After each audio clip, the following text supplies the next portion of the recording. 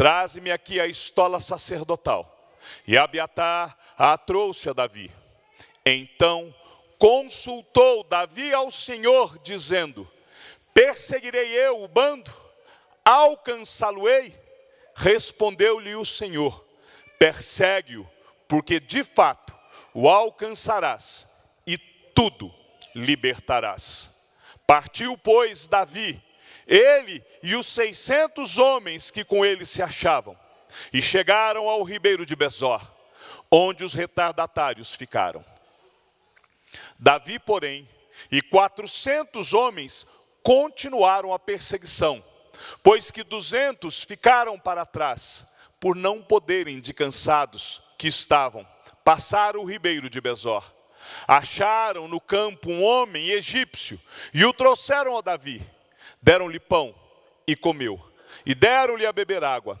Deram-lhe também um pedaço de pasta de figos secos e 2 cachos de passas, e comeu, e recobrou então o alento, pois havia 3 dias e 3 noites que não comia pão, nem bebia água. Então lhe perguntou Davi: de quem és tu e de onde vens? Respondeu o moço egípcio: sou servo de um amalequita, e meu senhor me deixou aqui, porque adoeci há 3 dias. Nós demos com ímpeto contra o lado sul dos queretitas, contra o território de Judá, e contra o lado sul de Caleb, e pusemos fogo em Ziglag. Disse-lhe Davi: poderias, descendo, guiar-me a este bando? Respondeu-lhe: jura-me por Deus, que não matarás, nem me entregarás nas mãos de meu senhor, e descerei, e te guiarei a este bando. E descendo o guiou. Eis que estavam espalhados sobre toda a região, comendo, bebendo e fazendo festa por todo aquele grande despojo que tomaram da terra dos filisteus e da terra de Judá. Feriu-os Davi, desde o crepúsculo vespertino até a tarde do dia seguinte, e nenhum deles escapou, senão só 400 moços que, montados em camelos, fugiram. Assim, Davi salvou tudo quanto haviam tomado os amalequitas.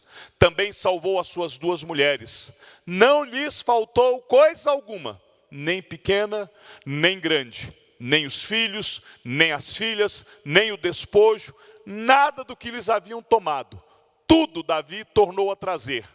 Também tomou Davi todas as ovelhas e o gado, e o levaram diante de Davi, e diziam: este é o despojo de Davi. Chegando Davi aos 200 homens, que de cansados que estavam não puderam seguir, e ficaram no ribeiro de Besor, estes saíram ao encontro de Davi e do povo que com ele vinha. Davi, aproximando-se destes, os saudou cordialmente. Então todos os maus e filhos de Belial, dentre os homens que tinham ido com Davi, responderam-lhe e disseram: visto que não foram conosco, não lhe daremos do despojo que salvamos. Cada um, porém, leve a sua mulher e seus filhos e se vá embora. Porém Davi disse: não fareis assim, irmãos meus, com o que nos deu o Senhor, que nos guardou e entregou à nossa mão o bando que contra nós vinha. Quem vos daria ouvidos nisso?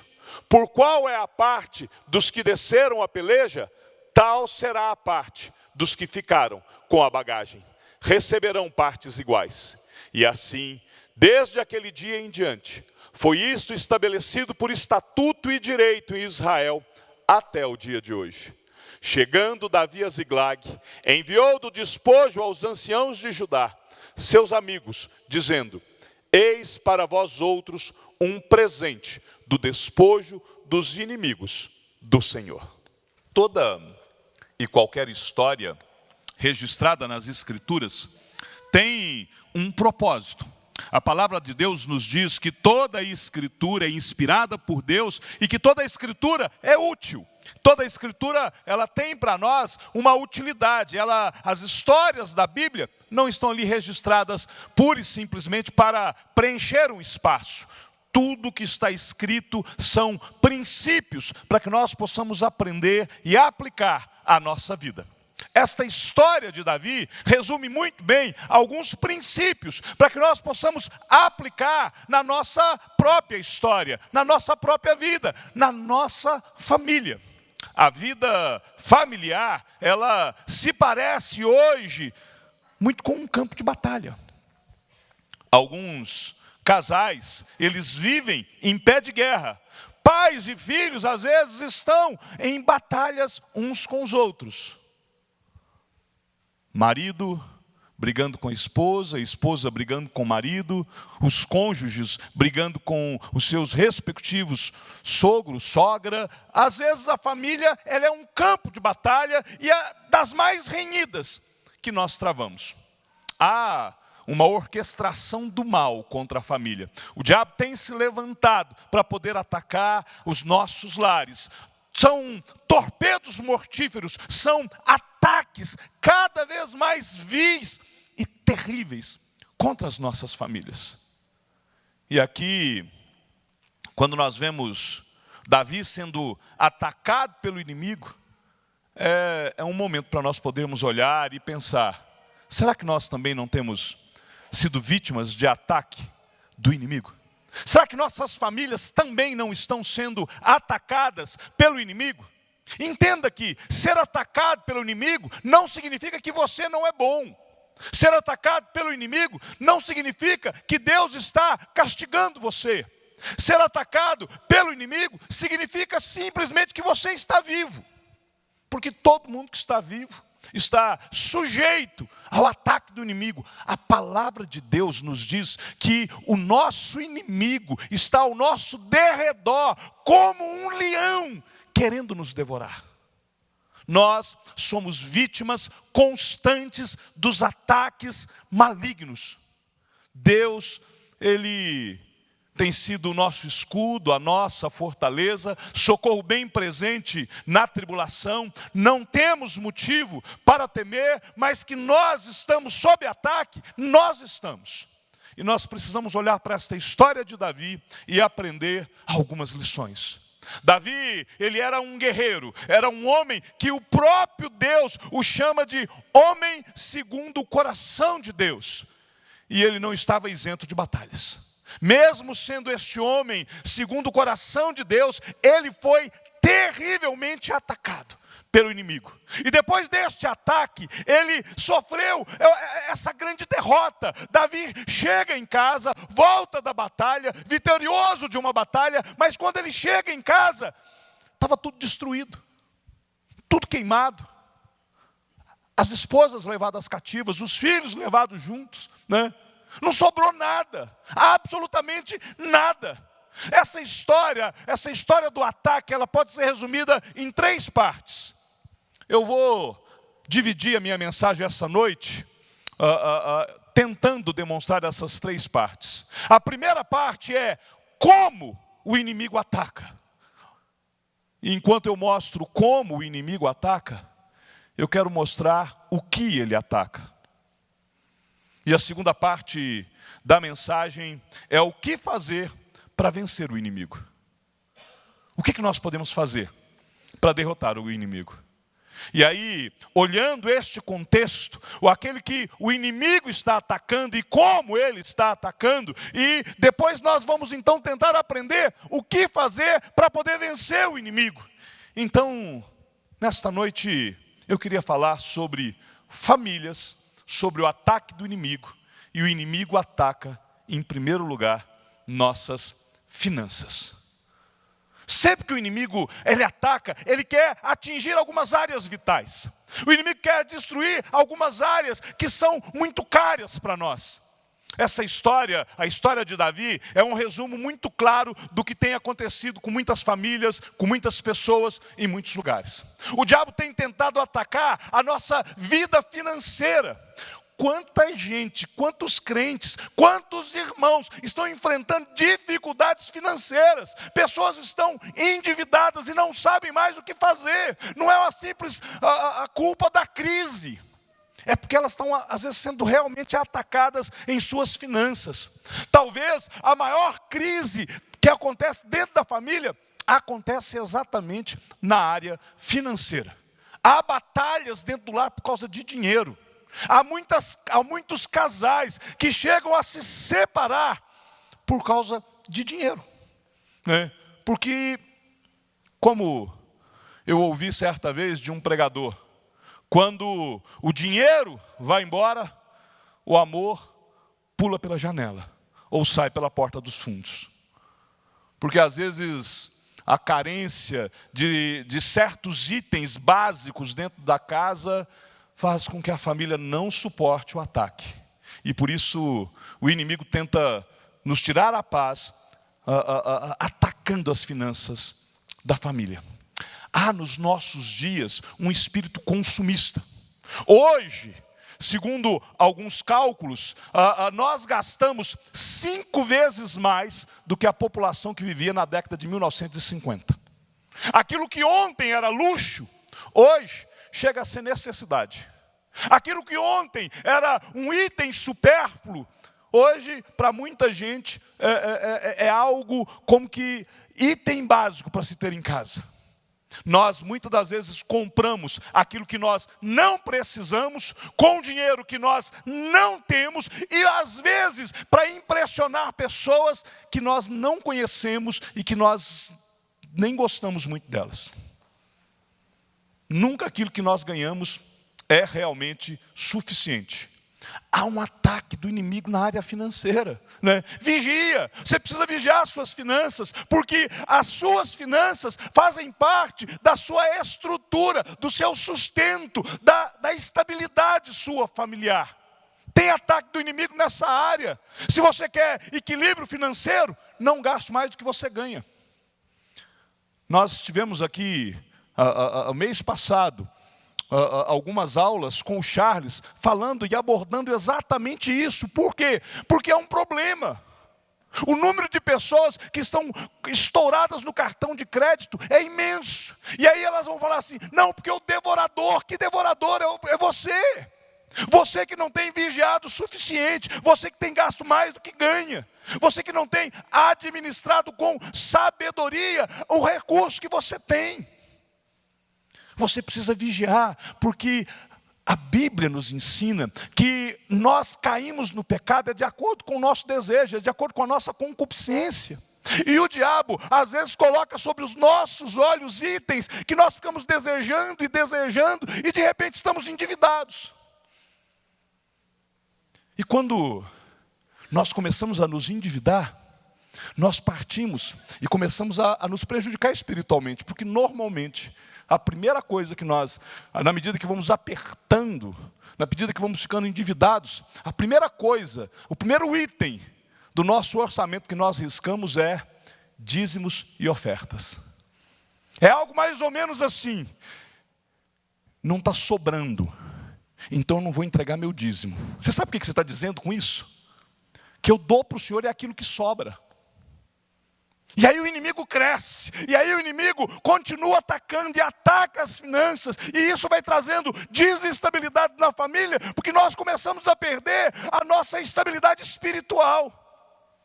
Mas o inimigo, depois que ele ataca uma área, e depois de ele ter sucesso nessa área, ele continua nos atacando, e ele então passa a atacar os nossos filhos.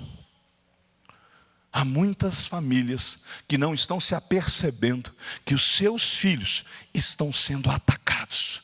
Os nossos filhos estão sendo tomados pelo nosso inimigo. O diabo tem atacado os nossos filhos. O texto que nós lemos, ele diz que os filhos foram parar nas mãos do inimigo. O inimigo chegou, se abateu sobre Ziglag e tomou, e levou os filhos, foram parar na mão dos inimigos. O inimigo levou os filhos embora. Quando Davi chegou, o filho já não estava mais lá. Quantas famílias, quantos casais que não se apercebem que o filho já não está mais em casa. Aqui não é uma questão presencial, não é uma questão física. É porque a mente do filho já não pertence mais aos pais. Pais, vigiem os seus filhos. Estabeleçam regras, estabeleçam limites. Nós temos vivido e visto famílias cujos filhos não têm mais limites. A tempos atrás, acompanhando uma família que vinha enfrentando um problema muito sério com a filha deles. E aí, num determinado momento, a mãe, para poder disciplinar a filha, ela pegou e falou: pastor, minha filha queria muito participar do acampamento dos adolescentes, mas como ela está desobediente, ela não vai. Falei: minha irmã, você não está vendo o que você está fazendo? Você está querendo disciplinar a sua filha, afastando ela do convívio da igreja? Tira o celular, tira o computador, corta a mesada, corte qualquer outra coisa, menos o convívio dentro da igreja. A mente já estava fora, a filha já havia sido sequestrada. Há muitos pais que não sabem mais por onde andam seus filhos, ou não sabem com quem os seus filhos andam. Não são capazes de trocar uma palavra com o filho, não conversam, são estranhos um para o outro. Um pai e uma mãe que não sabe a quantos amigos o filho tem, como que o filho está lidando com seus conflitos pessoais. Há filhos cuja mente já foram sequestradas e os pais ainda não se aperceberam. Faça aqui uma conta comigo, bem rápida. Seu filho, de acordo com as diretrizes educacionais, isso vai variar de estado para estado, às vezes até em algumas escolas, mas são em torno de 200 dias letivos por ano. Em alguns lugares isso é um pouco mais, mas o mínimo são 200 dias letivos. Seu filho passa 4 horas, em média, na escola. Isso quer dizer que são 800 horas na escola por ano. Seu filho está longe de você por pelo menos 800 horas no colégio. E dependendo do colégio que ele estuda, ele é altamente influenciado ali. Alguns colégios já têm o banheiro do terceiro sexo. Né? Lá em Sete Lagoas isso já acontece. Né? Alguns professores, eles resolvem ensinar questões que são contrárias à nossa fé para os nossos filhos. E muitos pais não se apercebem disso. E aí, nós falamos: não, mas eu também levo meu filho para a igreja. Pois bem, se você for uma pessoa daquelas assim, praticamente filho de pastor, porque só filho, nem filho de pastor costuma conseguir estar tão presente. Mas vamos supor que você é daqueles assim que está presente em tudo. Né? Você vem na quarta, você vem para a quarta, né? E aí você traz o seu filho 1 hora, na quarta-feira. Na escola dominical, eu trago 2 horas na escola dominical. Você não perde um culto de domingo, mais 2 horas. 5 horas por semana. São 250 horas por ano. Até os 18 anos, se você foi frequente em absolutamente tudo, o seu filho vai ter frequentado 4.500 horas a igreja só. Uma média diária dos nossos filhos diante de eletrônicos, celular, tablet, computador, televisão. Vou jogar baixo 3 horas por dia. Estou jogando baixo. Porque às vezes nossos filhos passam muito mais tempo na frente desses eletrônicos. Né? Isso dá 1.000 horas por ano.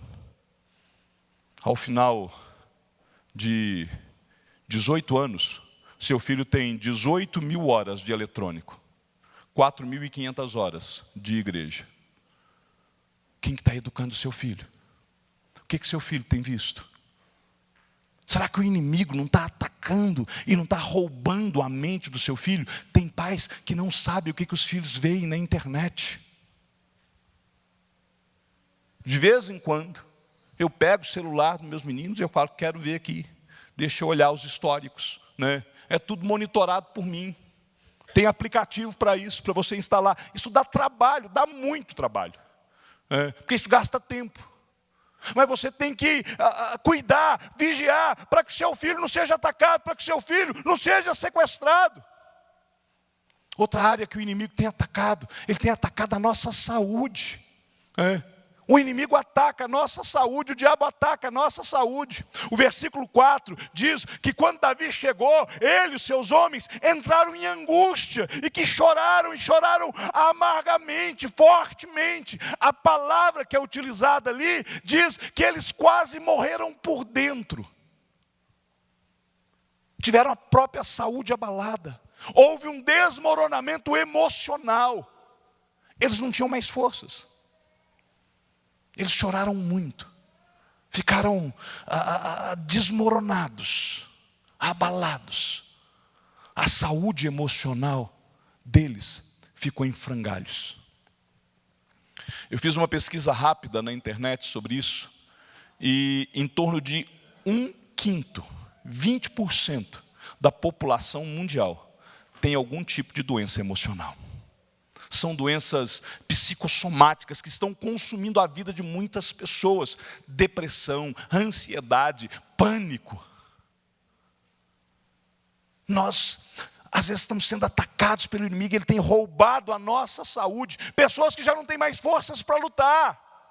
Pessoas que estão desempregadas e não têm forças, porque estão com o emocional abalado, não têm força para procurar um emprego. Casais que estão desestruturados e que não conseguem pegar o telefone e falar assim, vamos conversar.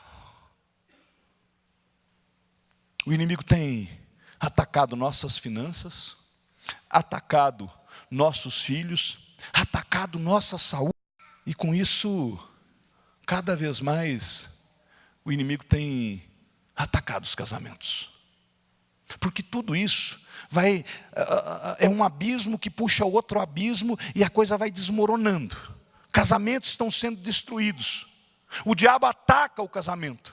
O texto diz que as mulheres foram levadas, houve destruição. O inimigo chegou como um furacão. Quando Davi voltou e chegou a Ziglag, estava tudo destruído. As mulheres haviam sido levadas cativas. Você sabe o porquê da família de Davi ter sido atacada? Não, pastor, o exército inimigo veio e atacou. Mas por que o exército atacou? Por que o inimigo atacou? Porque Davi não deixou guarda em Ziglag. Ele levou todo mundo embora. Ele não vigiou a própria família. Muitas das vezes as nossas famílias estão sendo atacadas por causa da falta de vigilância. Davi foi para a guerra, levou todos os guerreiros consigo. Ele não deixou valentes para poder guardar as suas famílias. Há cônjuges que não estão mais vigiando o próprio relacionamento. E isso faz com que eles caminhem em direção ao perigo. Maridos e esposas que não cuidam mais do relacionamento afetivo do casal. Eu já atendi em gabinete casais que ficam meses sem se tocar. Até que de repente o relacionamento é prejudicado. E aí o inimigo vem e leva o coração do cônjuge para longe de nós. Billy Graham, num de seus sermões, falando sobre família, ele dizia que não há absolutamente nada que possa justificar o fracasso familiar. Entenda. Se o seu casamento está sendo atacado, se a sua família, se o seu cônjuge, você está enfrentando esse tipo de ataque, há pelo menos 5 coisas que você não pode deixar de fazer. A primeira é, não desista. Não desista do seu casamento. Se você tem que perdoar o seu cônjuge, perdoe. Se o problema foi com você e você tem que pedir perdão, peça perdão. Não desista, perdoe e peça perdão.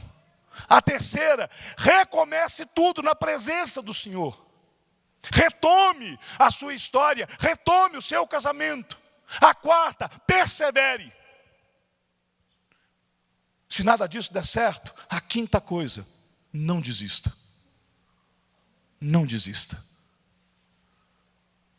Não desista do seu casamento. Não desista do seu cônjuge. Pastor, é muito difícil, o senhor não conhece. Não desista.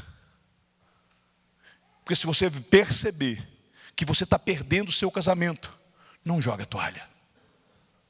Dobre o seu joelho. Busque a face do Senhor. Coloque a boca no pó. Talvez ainda haja esperança. O inimigo ainda continua atacando. E ele ataca as nossas amizades. Uma das estratégias do diabo para nos destruir é nos jogar uns contra os outros.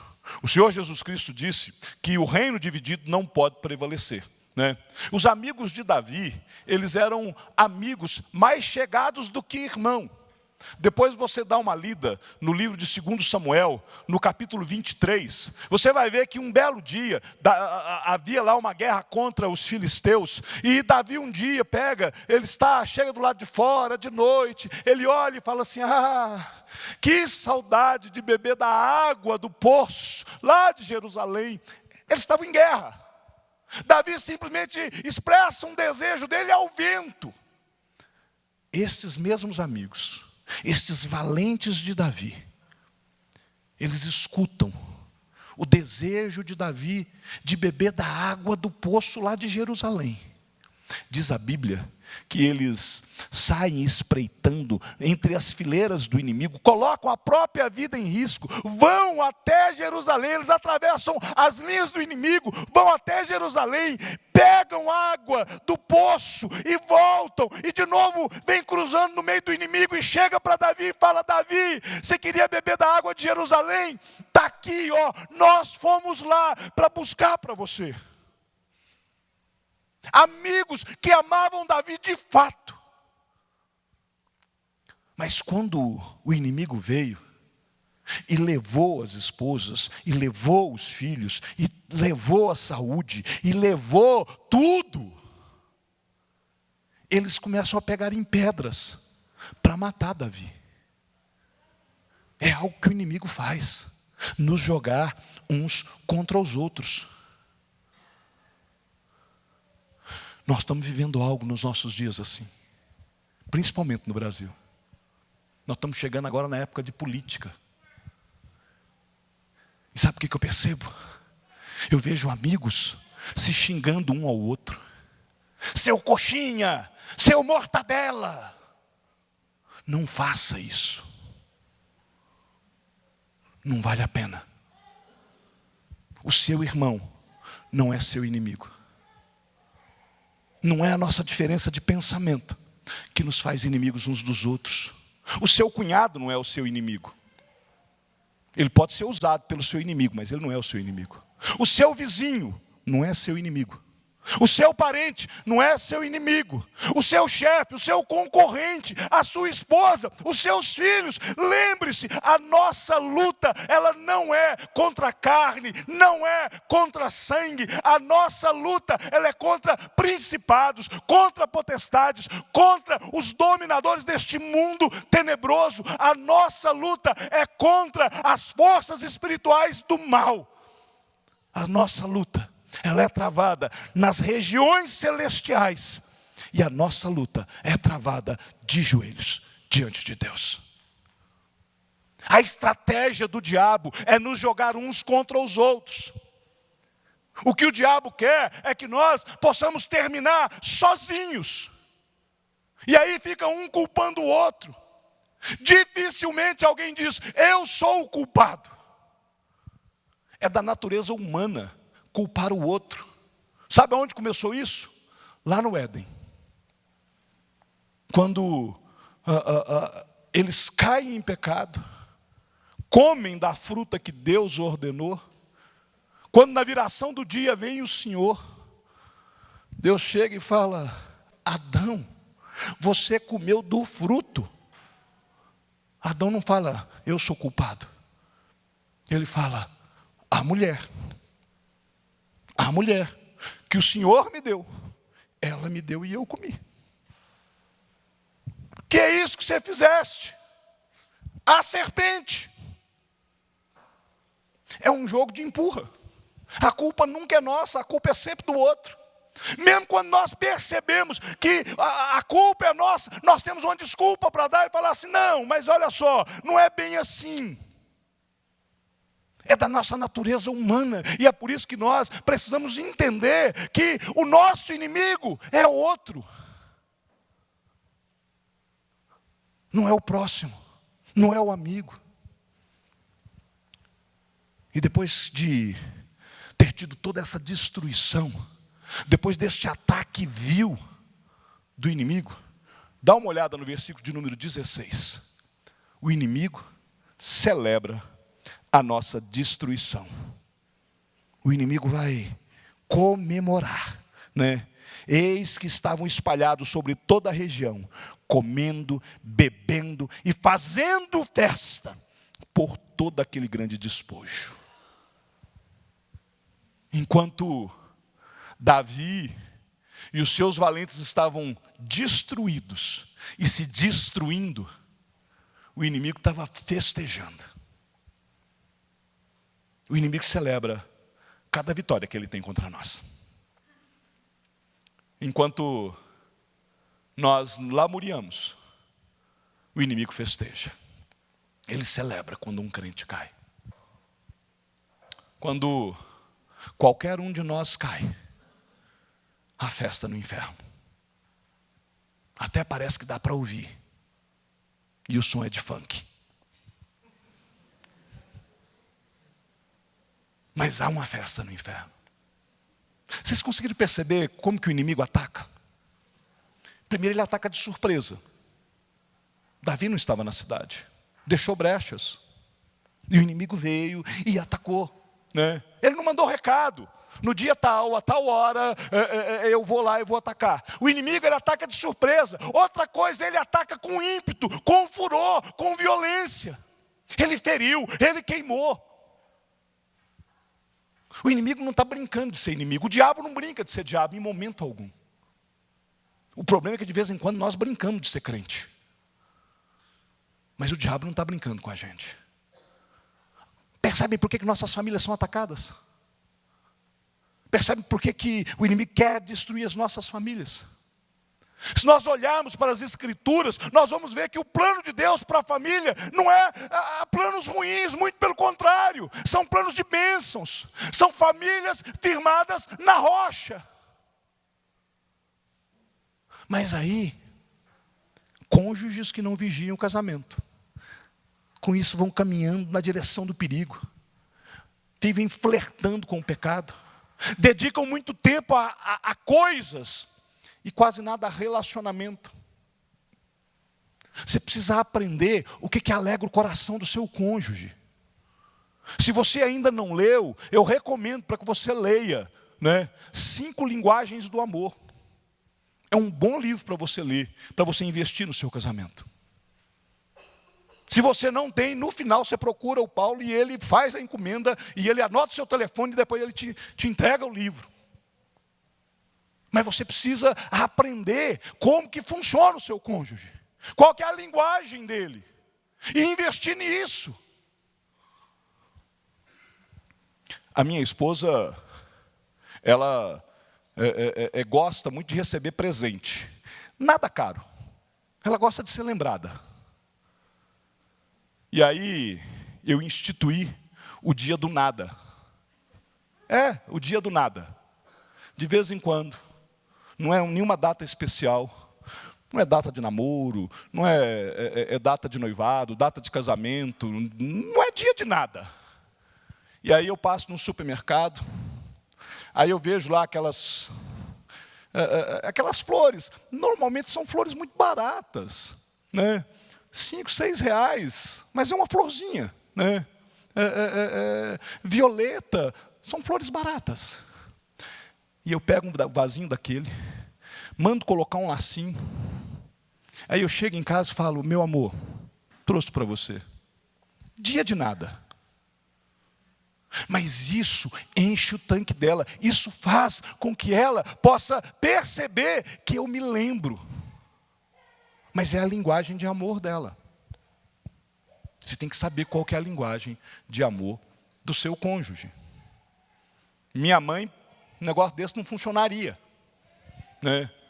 A linguagem de amor da minha mãe é serviço. É uma outra linguagem, né?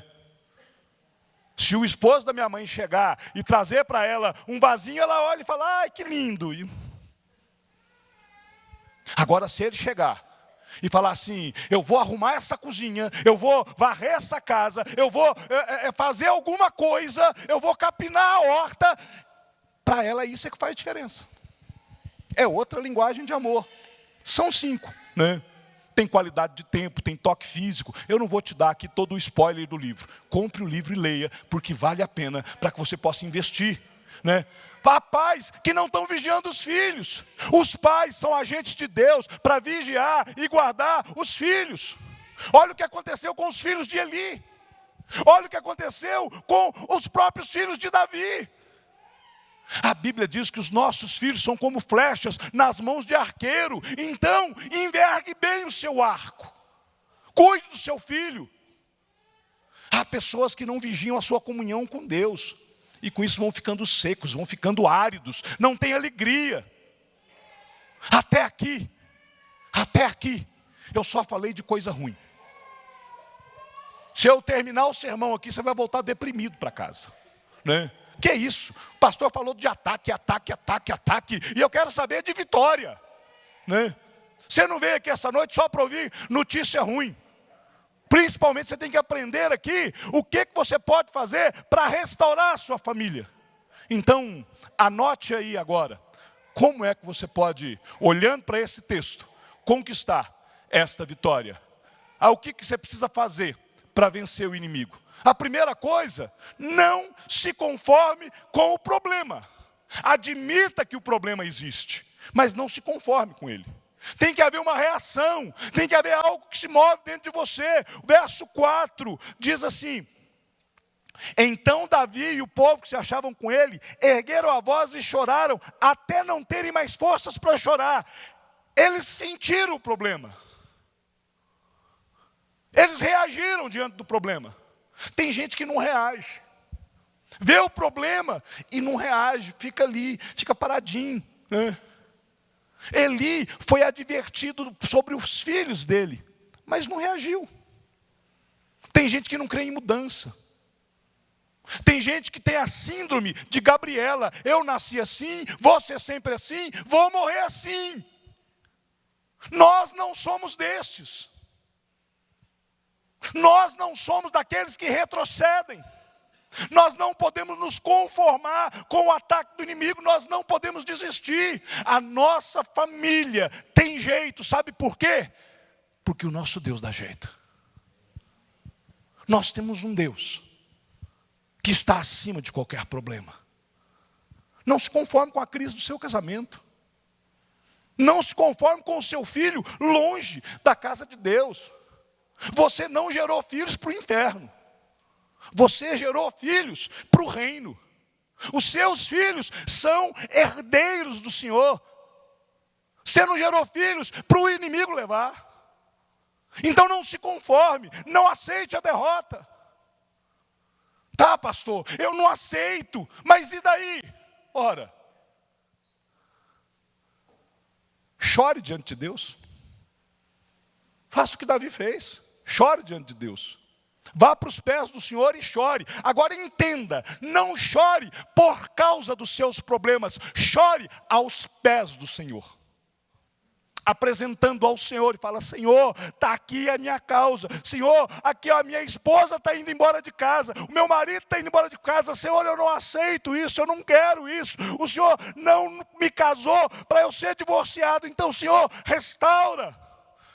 Pai, olha os meus filhos, eles estão longe, eles estão no mundo. Senhor, o inimigo está levando embora. Pai, eu não criei filhos, eu não gerei filhos para o inferno. Senhor, converta, traga de volta. Ao invés de você ficar ali lamuriando os seus problemas, chore aos pés do Senhor. Às vezes nós estamos perdendo de goleada para o inimigo e nós não choramos. Sabe, tem uma palavra de Jesus que ele fala assim: filhas de Jerusalém, chorai por vós mesmas e por vossos filhos. Davi chorou em público. Era o rei de Israel. Era o valente. Era o guerreiro. Mas quando ele viu a crise, quando ele viu que as mulheres tinham sido levadas pelo inimigo, que as finanças tinham sido levadas pelo inimigo, a saúde estava sendo abatida por aquilo tudo, os filhos, quando ele viu aquela crise toda, ele chora, mas chora aos pés do Senhor.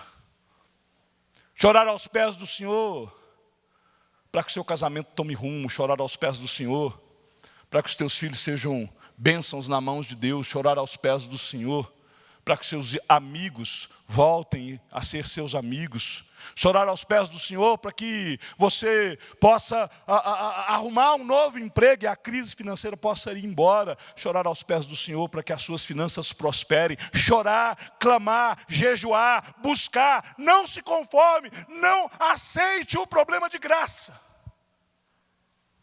não aceite essa montanha de problema dentro da sua casa, não aceite o fracasso do seu casamento.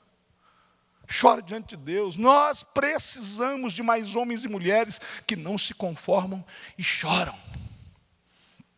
Certa vez, alguns oficiais do Exército de Salvação chegaram com uma montanha de problema para William Booth e falaram assim: olha, nós já fizemos tudo que nós podíamos fazer.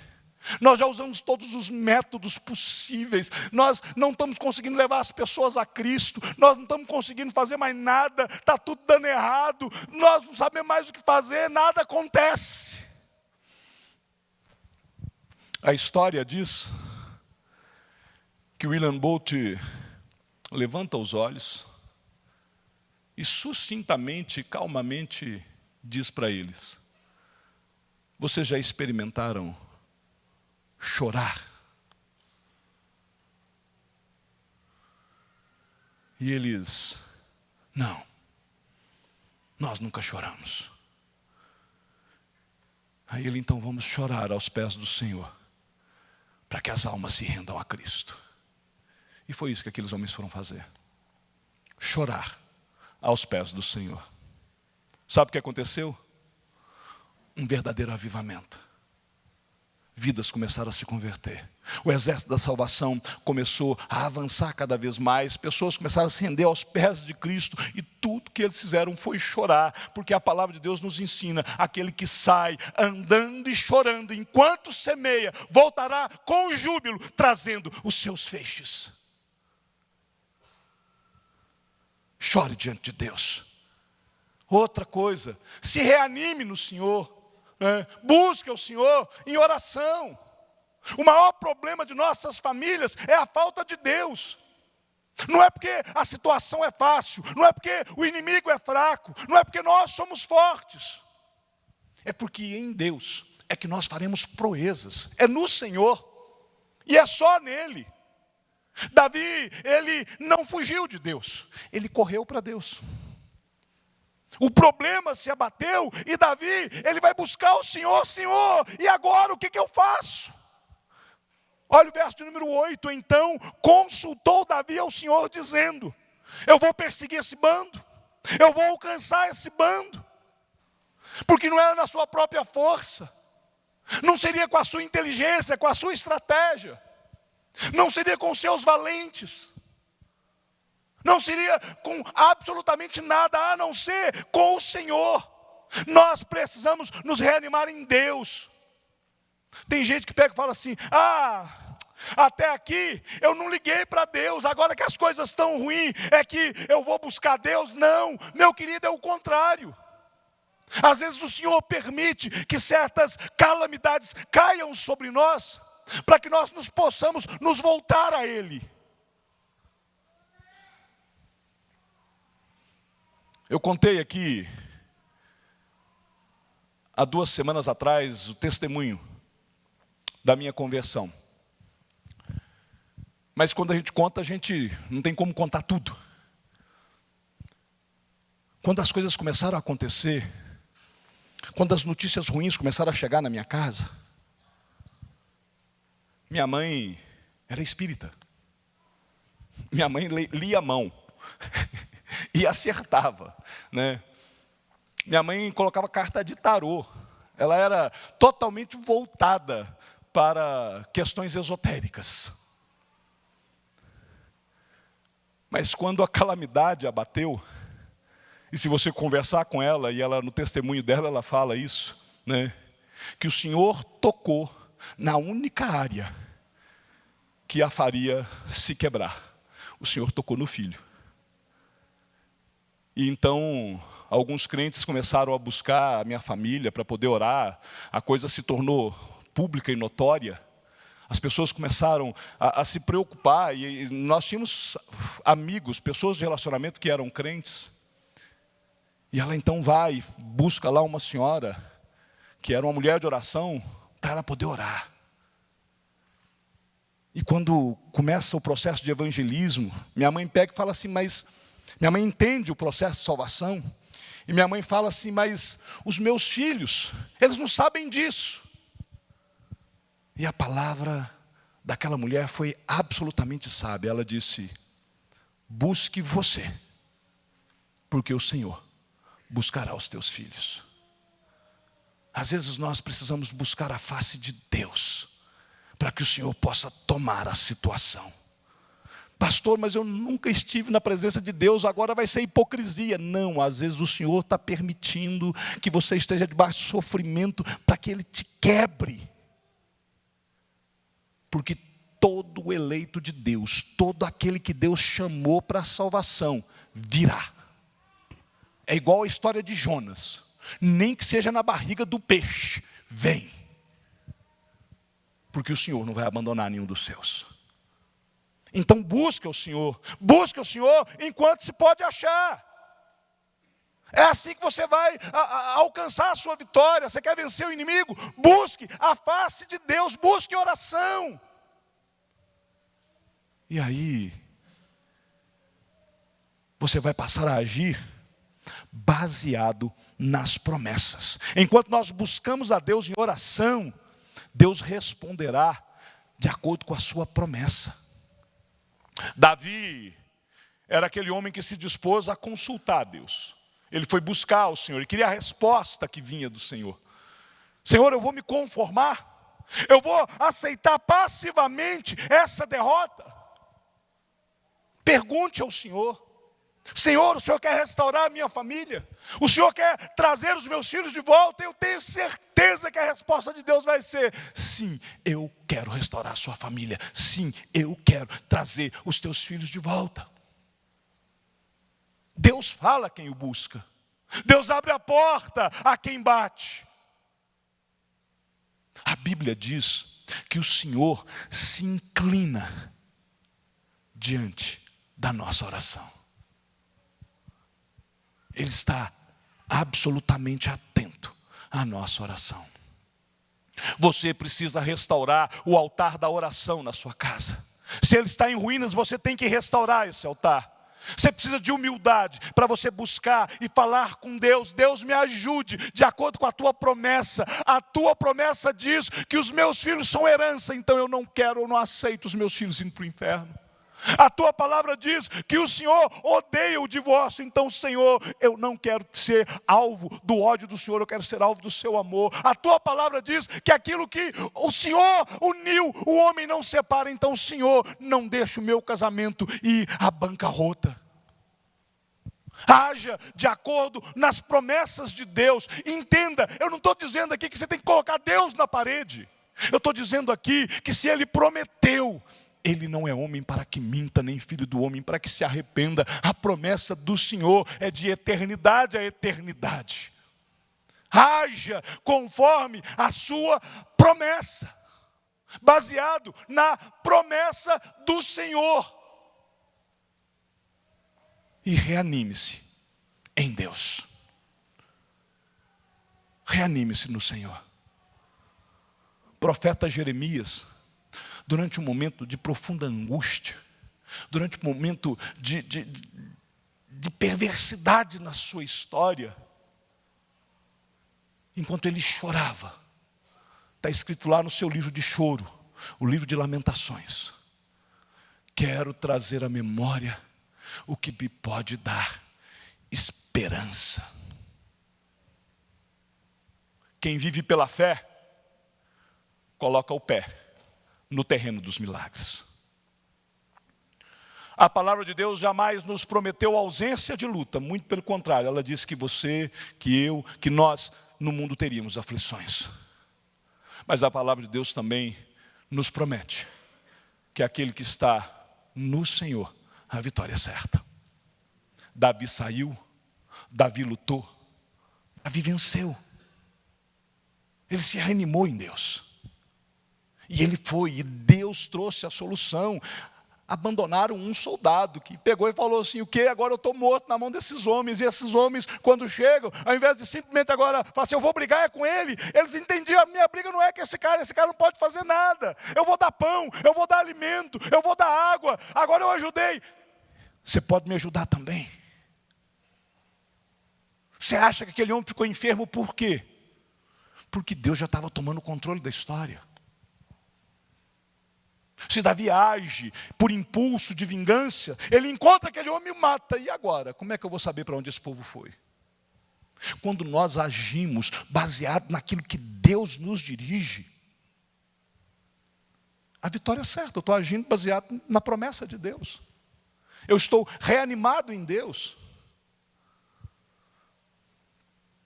Mas aí vem algo que eu acho maravilhoso nesta história. É que Davi muda a história da sua família. Muda a história daquele povo. Após a vitória, os valentes de Davi não queriam compartilhar dos seus despojos. Nós lutamos, nós vencemos. A Bíblia diz que os maus que haviam ido junto, né? Porém, Davi pega e fala, não, aqueles que ficaram para trás, porque estavam cansados, ficaram guardando a bagagem. Nós vamos mudar essa história. Davi reconheceu que eles, apesar de não terem ido para a peleja, eles prestaram serviço à causa, montando guarda. E diz a Bíblia que a partir daquele momento, sempre que o exército ia para a batalha, os vigias que ficavam para trás, também recebiam igualmente a parte que lhes cabia. Davi recomeça uma história. Davi muda a partir daquela grande derrota. Agora, ele não ia para a guerra sem deixar vigia de sentinela na sua família. Agora ele não iria para a guerra sem cuidar da sua esposa, dos seus filhos.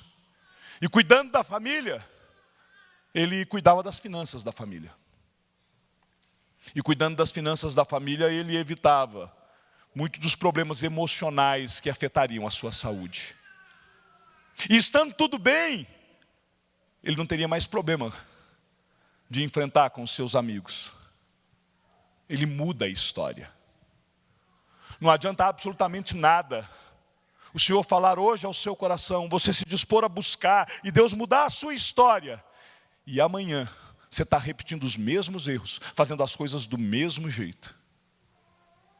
Quantas e quantas vezes eu atendi casais pela segunda, terceira, quarta vez no meu gabinete, com o mesmo problema recorrente. Tiveram o casamento restaurado, 1 ano, 2 anos, a coisa benção, e depois foi deixando esfriar. Começa a conquistar o coração do filho, daí a pouco perde a cabeça e não é capaz de ir lá e pedir perdão e reconhecer o erro e restaurar o relacionamento com o filho. E daí a pouco está perdendo o filho de novo. Quantas e quantas pessoas se perdem porque não muda a história? Sabe aquele poema do Carlos Drummond de Andrade? Tinha uma pedra no meio do caminho tinha uma pedra. A situação, a resolução para o problema é simples, muda o caminho. Se tem uma pedra no meio do caminho, se você não consegue tirar aquela pedra daquele caminho, muda o caminho, porque todas as vezes que você passar por ali, aquela pedra estará naquele caminho. Mude o seu caminho, mude a sua história. Se você faz as mesmas coisas, querendo obter um resultado diferente, você é doido. Sempre que você fizer do mesmo jeito, você vai ter o mesmo resultado. Mude a sua história. Nós podemos e devemos combater e venceremos o inimigo. Não nos conformando com o problema, chorando diante de Deus, nos reanimando em Deus, buscando ao Senhor em oração, agindo baseado nas promessas, mas mudando a nossa história. Davi tomou de volta tudo que o inimigo levou. Ele não deixou absolutamente nada nas mãos do inimigo. Tal qual quando Israel saía do Egito, nenhuma unha ficaria no Egito. Verso 26 do capítulo 10. Você não foi criado, você não foi salvo para ser vencido pelo inimigo. Você foi chamado por Deus para que em Cristo você seja mais do que vencedor. Mas você precisa enfrentar o inimigo. Diz a Bíblia que se você resistir o diabo, ele fugirá de você. Você pode resistir. A palavra de Deus diz que as portas do inferno não prevalecem contra a igreja. Entenda, não são as portas que atacam a igreja. É a igreja que ataca as portas. E por isso elas não prevalecem. Não se renda aos ataques do inimigo. Não abra mão do seu casamento. Não abra mão dos seus filhos. Você não gerou filhos para o cativeiro. Seus filhos são filhos da promessa. Pega de volta aquilo que o inimigo tem tentado te roubar.